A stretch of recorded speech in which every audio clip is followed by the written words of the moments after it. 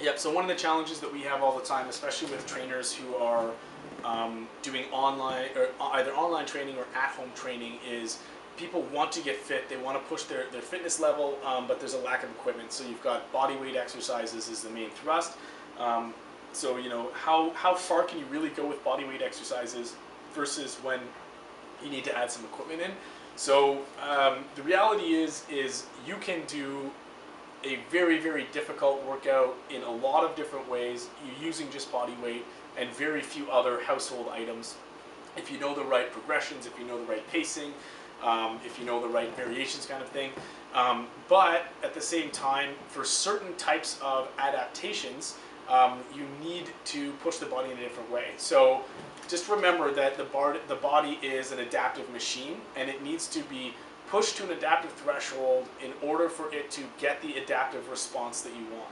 So if you want people to just be able to stay strong, stay fit, stay in decent shape, there's lots of body weight exercises you can do and lots of progressions you can do, and even just with a very little bit of equipment or household items that you can do fairly advanced workouts and hard workouts and stuff that can really challenge people, both in their functional strength and in their cardiovascular abilities.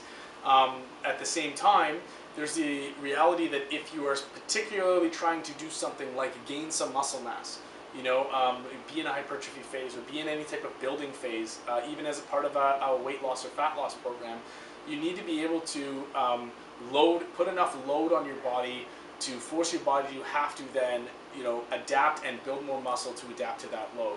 So in order to do that in the most safe way, in the type of movements that people would want to do that are safe, that are promoting the right type of movement patterns, and also pushing the adaptive threshold enough that you're forcing the body to have to gain the type of muscle or strength that they want, you do have to, it does require, loading certain movements, and that does require a certain amount of equipment to be able to do that. So on the one hand, you can work out anywhere, there's versatility, you can really push and drive yourself in any environment, and even just with body weight.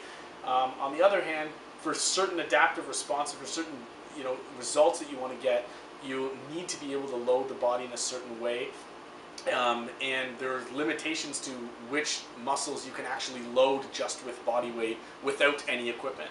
A really good example of that is, obviously it's easy enough to do push-ups with just body weight, where you're working the horizontal push chain, but something like the horizontal pull chain where I'm pulling in towards me, or the vertical pull chain where I'm pulling down into me, these aren't easy to do with body weight without pulling yourself up some way, like a chin-up bar or a roll or something that you would need in your house to pull up on, or some gym equipment, or some even a play structure in the park that you can pull yourself up on.